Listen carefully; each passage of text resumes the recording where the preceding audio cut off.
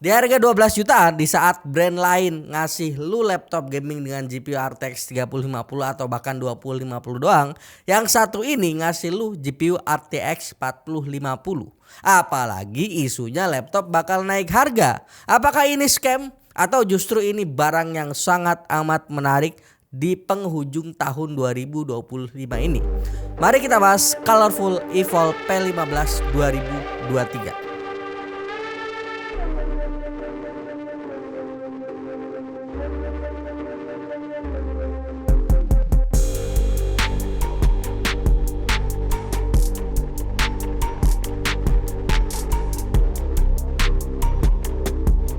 Benar, ini bukan laptop keluaran tahun 2025. Ini keluaran tahun 2023, tepatnya di 2023 akhir. Yang pakai spek emang gak baru-baru banget, tapi speknya sangat menggiurkan di kelas harganya 12 jutaan. Lu bakal dikasih laptop gaming dengan GPU RTX 4050 saat yang lain masih pakai RTX 3050 doang. Dan 4050 nya tuh bukan yang dipangkas powernya, tapi dia punya power ataupun TGP yang up to 100 watt. Jadi gokil kan? Tapi tentu ini ada tapinya, karena ini bukan laptop yang baru-baru banget. Prosesornya pakai yang agak jadul untuk tahun 2025 ini, yakni Core i5 12450H. Dan pertanyaannya, dengan prosesor tahun 2022 ini, apakah di tahun 2025 bahkan 2026 performanya masih reliable, atau justru jadi deal breaker yang bikin orang akhirnya nggak minat untuk beli laptop ini? Kalian bakal tahu jawabannya di akhir video ini. Jadi kita langsung lanjut ya. Pertama, kenapa masih pakai Intel Gen 12? Gini, gue jelasin pakai bahasa yang sederhana yang harusnya gampang difahamin. Alasan utama Colorful pakai i5 12450H ini, pertama simpelnya buat harga. Biar lu bisa dapat si RTX 4050 di harga 12 jutaan aja. Itu poin utamanya yang sangat gue yakin Colorful lakukan itu. Nah, si i5 12450H ini punya 8 core dengan konfigurasi 4 P-core dan 4 E-core. Buat skenario gaming di 2025, menurut gue ini masih sanggup banget, karena bottleneck utama gaming itu ada di GPU, bukan CPU-nya. Dan GPU-nya udah RTX 40 series yang teknologinya emang masih bisa dinikmati di tahun 2025 ini. Tapi kekurangannya jelas. Kalau dibandingin sama Intel Gen 14 atau Core Ultra terbaru, si Gen 12 ini jelas kalah di satu sisi, yakni efisiensi daya. Dia lebih boros baterai dan mungkin sedikit lebih panas, walaupun nanti kita lihat datanya ya. Jadi kalau lu nyari laptop gaming yang irit baterai, ya lu salah alamat. Tapi kita coba bandingin kayak di intro tadi. Bayangin lu di toko budget 12 jutaan, pilihannya cuma MSI 1015 B12 UCX dan laptop ini Colorful Evolve P15. Gua bilangin ya, ini nggak usah mikir panjang, pilih Colorful menurut gua ya. Satu, kenapa? Colorful ini udah dual fan, cooling sistemnya jelas lebih proper dan lebih dingin secara teori dan practically juga. Si MSI 10 ya lu tau lah ya, cuma satu fan doang, jadi ya agak-agak panas. Kedua, laptop ini pakai RTX 4050. Nah, si MSI 10 itu di harga yang sama gua cek di Tokopedia masih pakai RTX 2050 aja. Beda 2 generasi dan jelas kemana-mana si Colorful ini unggul telak. Ini bukan Apple to Apple lagi, itu kayak Apple to Ngomongin performa CPU, gua tes pakai Cinebench R23 multi-core score-nya ini nyentuh di angka 9500 sampai 9600 poin. Jujur ini nggak yang paling kenceng, bisa dibilang mirip-mirip lah sama laptop gaming 12 jutaan lain kayak di Acer Nitro, Acer Aspire, MSI Thin, ataupun bahkan Asus TUF Gaming di kelas yang sama.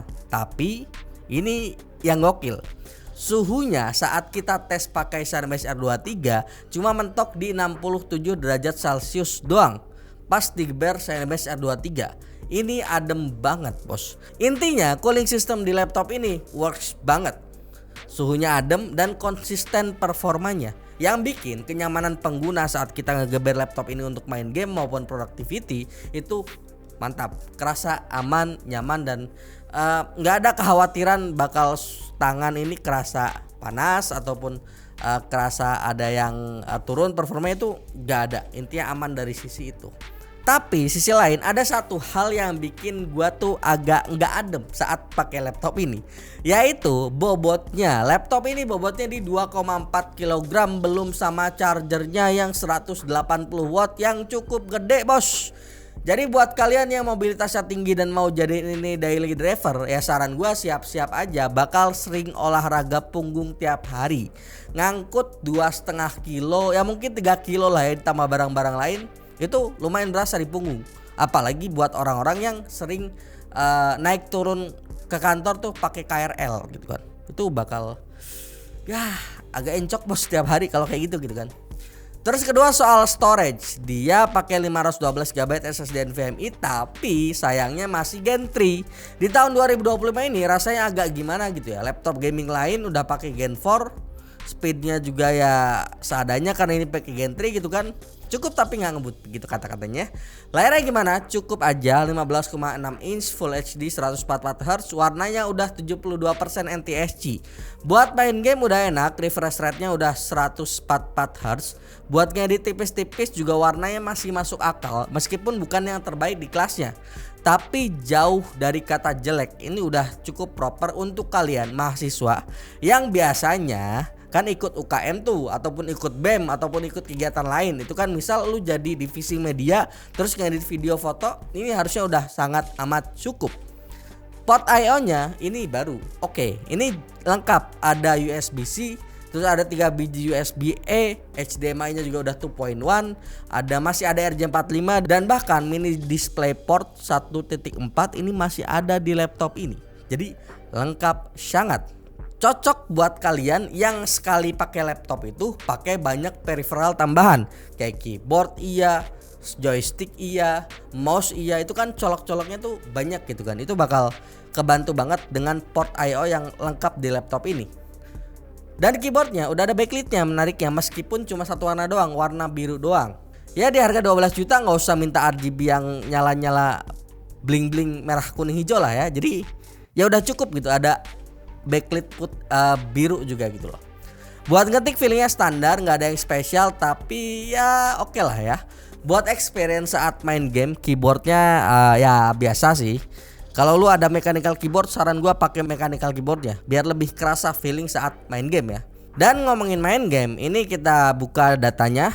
Salah satunya pertama di game Black Myth Wukong dengan settingan medium dan DLSS on, dia dapat di angka 60 sampai 70-an FPS. Hogwarts Legacy di settingan high rata-rata dapat di angka 69 sampai 71 FPS, cuma emang minimum FPS-nya agak kecil di 45 FPS. Di game Red Dead Redemption 2 settingan high dapat rata-rata di angka 60-an FPS.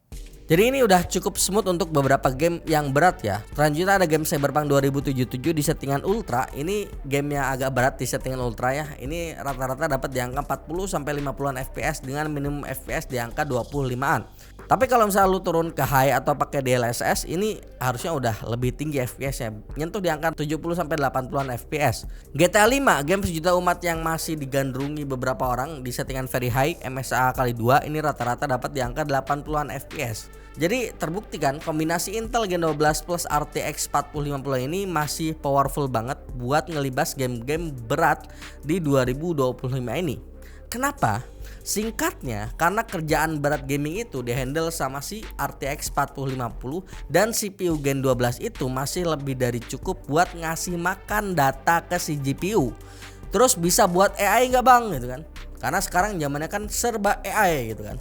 Nah ini menarik nih, walaupun prosesornya nggak ada NPU-nya alias Neural Processing Unit alias otak AI-nya kayak Core Ultra ataupun AMD Ryzen AI, lu masih bisa ngejalanin proses AI offline. Dan gimana caranya? Pakai GPU RTX 4050-nya ini yang punya Tensor Core yang emang dirancang buat kerjaan-kerjaan AI. Jadi aman. Dan tentu meskipun aman, laptop ini punya beberapa kekurangan. Salah satunya adalah software utility yang gak jelas. Gue gak nemu control centernya buat ngatur mode performa atau kecepatan kipas. Ini minus gede sih menurut gue di sebuah laptop gaming yang harganya 12 jutaan. Terus baterainya 53 watt hour yang paling mentok dipakai tanpa charger tuh ya paling di 3 jam sampai 4 jam penggunaan aja. Jadi wajib bawa charger kemana-mana. So, kalau kita bandingin sama kompetitornya, head to headnya tuh laptop ini sama si MSI Thin 15 ataupun ada satunya Lenovo Lock 15 yang urutan laptopnya secara quality menurut gua ya, secara performa maupun fitur-fitur, pertama itu tentu Lenovo Lock 15 ya. Menang di build quality, layar biasa juga lebih bagus, dan after sales yang lebih bagus ya, dengan ada ADP dan banyaknya service center di Indonesia.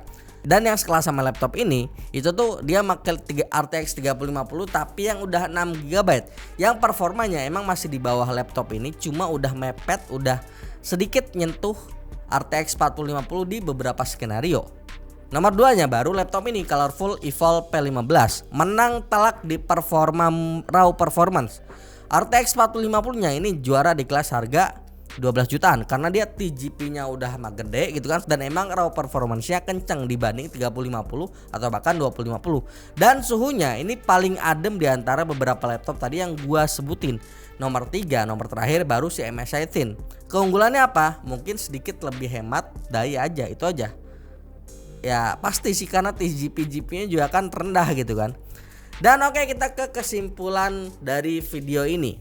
Kelebihan utama laptop ini apa? Jelas, harga, performa GPU, dan suhu. Di 12,5 jutaan dapat RTX 4050 yang suhunya ternyata adem.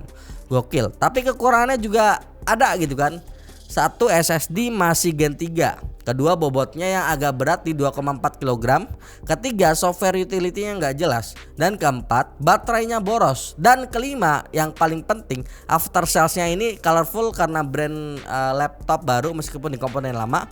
Kalau lu tinggal di Jabodetabek mungkin gampang, tapi kalau lu tinggal di daerah yang agak jauh dari pusat kota, klaim garansinya mungkin bakal susah. Ya mirip-mirip nyari keadilan di negeri ini, susah sekali. Kecuali toko tempat lu beli punya garansi khusus yang bisa bantu backup kalau laptop lu kenapa-napa, itu baru aman.